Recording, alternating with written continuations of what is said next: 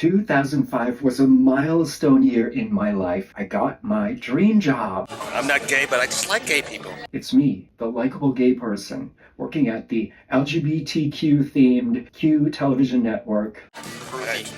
It's just, I'm a gay groupie. Just to clarify, there was behind the scenes footage being shot. The production team was going around asking crew members who were straight how they felt about working with the queers. I did not come across anyone at that network that displayed any type of prejudiced behavior. They were all so great to work with, and it was just like a family. I know that sounds cliche, but it was like it didn't make any difference. We all worked together. We didn't always think of, oh, I'm working with a straight person. Oh, I'm working with a trans person. It was just like we were working with a team. That was one of the things about this job that was so great.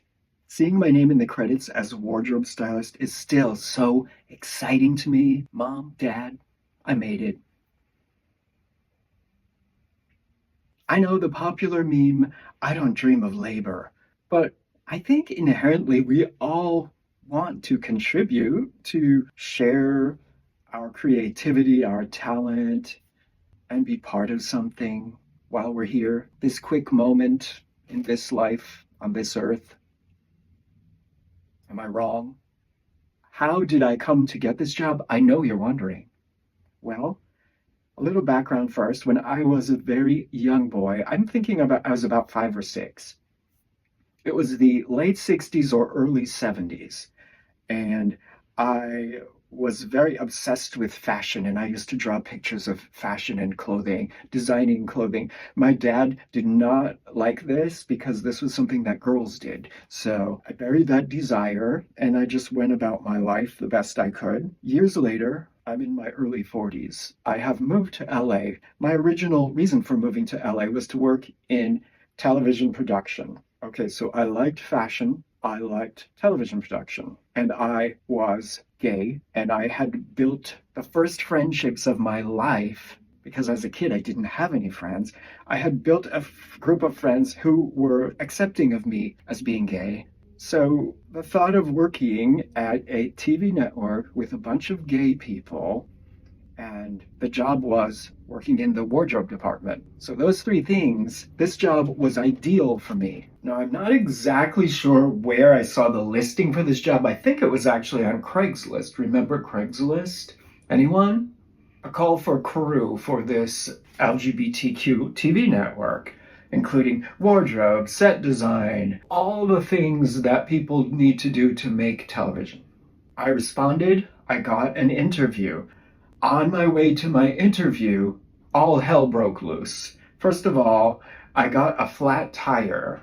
I had to butch up for a moment. I had to change my flat tire out for that little tiny funny tire that they give you, the spare for emergencies. And I got there. I got to the interview. When I got to the interview, they told me that they had already hired someone.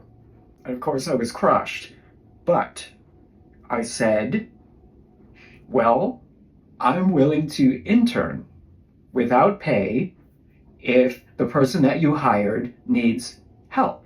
Part-time, full-time, just let me know. And I got a call relatively quickly the next day that they would gladly accept an unpaid intern. And so I started in like a week or something. I worked my ass off, but I loved it. It was so much fun. Being around all the excitement of the live shows that we were doing, dressing people. It was fun. Life lesson number 1. If you want something badly enough, do what you have to do to get it. Obviously, without compromising your morals or putting yourself in danger, right? Felt like I had to say that. I had to change a tire. I got to the interview. I was dirty from changing the tire. I even said to the woman who was interviewing me, I'm so sorry, I'm dirty. I had a flat tire and I had to change my tire in order to get here. And actually, I think that kind of helped because it gave her the impression that I really cared enough to go through all that and make it to the interview. And I know some of you out there are saying, I'm not working for free.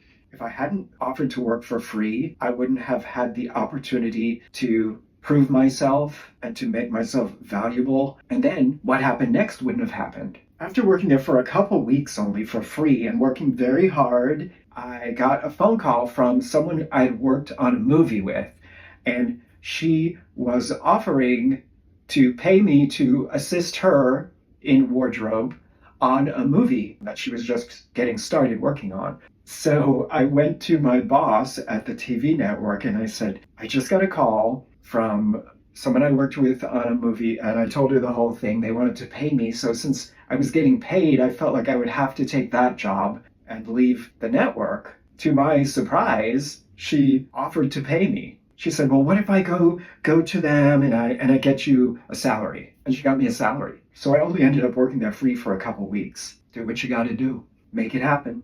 Well, this has turned into an epic two-parter saga like Wicked or one of those Harry Potter movies. In part 2, my personal struggles with anxiety, being a people pleaser, a little behind the scenes drama between myself and the talent, allegations of fraud, corruption, and the ultimate end of the Q television network, and my dream job.